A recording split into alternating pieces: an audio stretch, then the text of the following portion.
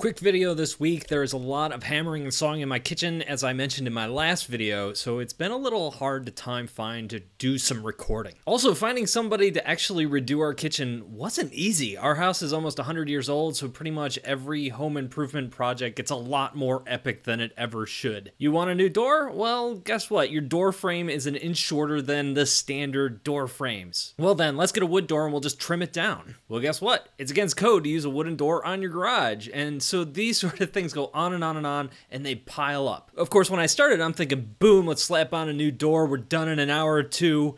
Yeah, no, not gonna work out for me. And so that's how most of the projects in our house go, and finding someone to do our kitchen was tough because the cabinets are not like a standard size. They're all custom because the house is so old. And there was one guy who came in, it was the first guy we had do a quote. At first he came in the door, he seemed nice, he shook our hands, very pleasant fellow. And then as soon as he like turned the corner and walked into the kitchen and saw what he had to be redoing, like everything changed. He became a total jerk. And lo and behold, the estimate that we got was like crazy high.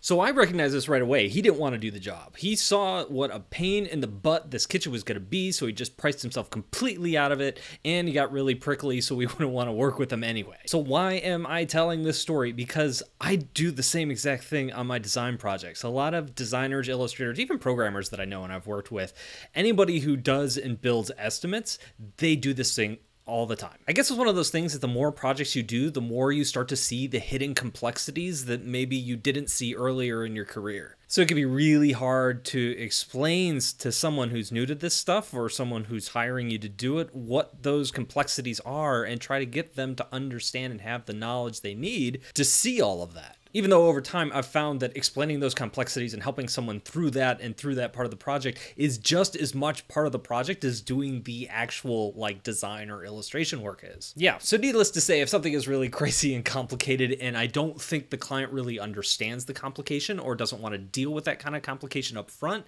I'm usually just pricing myself right out of the category because I figure, well, if they want to pay 3 times more than they think it's worth, then that might actually be worth some of that hidden complexity that we find. So this is all about how do I find a designer who's affordable, who can kind of work within my budget? Because I've been talking to t-shirt designers lately, gonna have more on that in a future video, and a lot of them are working with like Amazon Merch, which is like Amazon's print-on-demand t-shirt business, and they're hiring designers to kind of design the t-shirts they think up, they dream up. And it's just so common for them to be like, man, my designer bailed on me, or I can't find somebody good. And they're using services like Upwork and Fiverr and some of these inexpensive services to find people. And since I've been talking to a lot of folks one-on-one about this, it's probably a good idea to just jump in, do a video, and kind of share my opinions from a designer's perspective of what it is that I look for and what a lot of other designers are looking at when they're actually pricing out projects and looking to work with somebody and that sort of thing. So I've knocked this down to four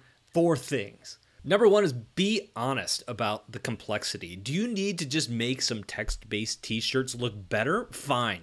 Hire a cheap designer, have them knock all of those out. That is simple work, that is production work, that's cheap stuff. Now, if you're going to say, okay, I need this t-shirt designed and I need this specific breed of dog to look a specific way to appeal to a specific audience, okay, now you're adding complexity to it. So really be honest and upfront about what you're asking to be designed, illustrated, built. You know, obviously t-shirts are a very simple thing, but when you start diving into like a print design or what is this going to be printed on or that sort of thing, or web design, you start to add complexity to it. Be honest about that complexity. Number 2, kind of folds right into that. Are there going to be a lot of revisions? Are you a picky person? It's fine if you are, but it's important to be honest with yourself about that as well. The number 1 reason designers bail on a project is because there are never-ending revisions and you're just thinking, wow, I quoted this price, but I'm spending more and more and more time on this. If you're paying somebody $20 to design a logo, they aren't going to want to work on it full time for 2 weeks. Even if that person is in a country that needs far less money to like make a living on a daily basis,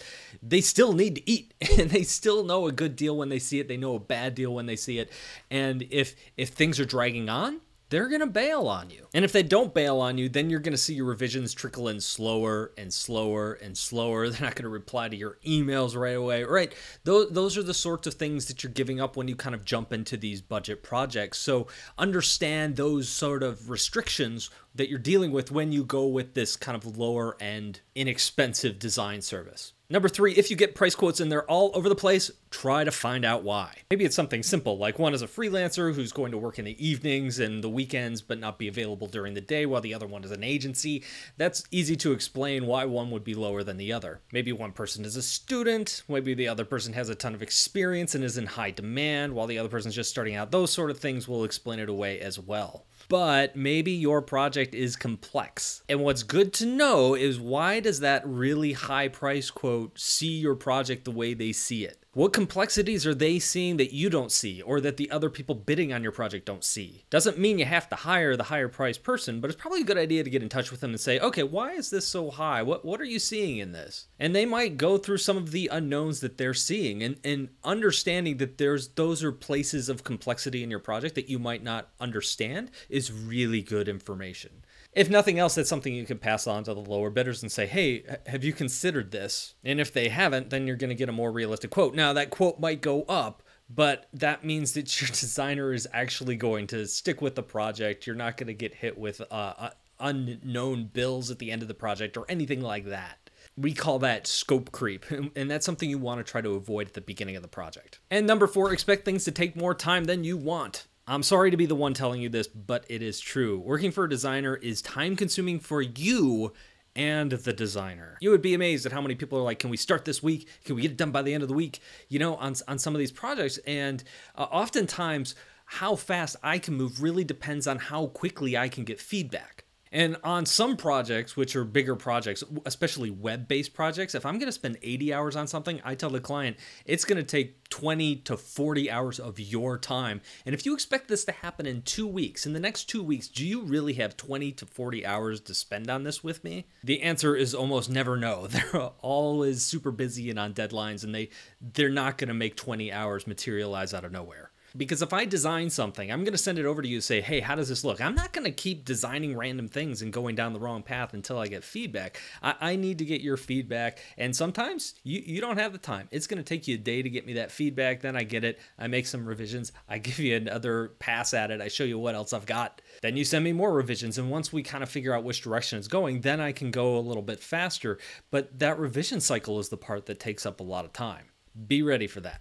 Lastly, I want to leave with this. This is a little bit of a red flag that I'm always looking out for, probably the biggest red flag I look out for when I'm taking on a new project. And that when you're dealing with lower price projects is something you're going to bump into a lot. So the thing that I see is that I never want to take over a project that another designer bailed on. Huge red flag. That means that I should stay the heck away from you as a client. Part of it might be that the designer didn't feel like you were valuing their time or valuing the contract or valuing the scope of work. It might be something that was not your fault or the designer's fault. Maybe it goes back to that thing where there was a lot more complexity than either of you understood before you jumped in the client, and the designer got to the point where they thought, wow, I am losing money on this. I gotta get out. But when a designer bails, it's a big red flag to me, because usually, at least the way most designers work, is they get paid at the end of the project. They might get some money down at the beginning, but most of the money they're getting is at the end of the project. And if they're willing to leave that money on the table after doing a ton of work, that's a big deal. So that's telling me someone said, this is a pain in the butt, and it's so big of a pain in the butt that I've got to run. That probably tells me that I don't want to touch it either. So I hope that was helpful. That was a little different than some of the other things I'm doing. I'm going to have a review up next week of the Dell Canvas, which I talked about last week. And until then, I hope you guys have a great week, and I hope the sawing and hammering in the background isn't picked up by my wonderful little mic here, and I'll talk to you later.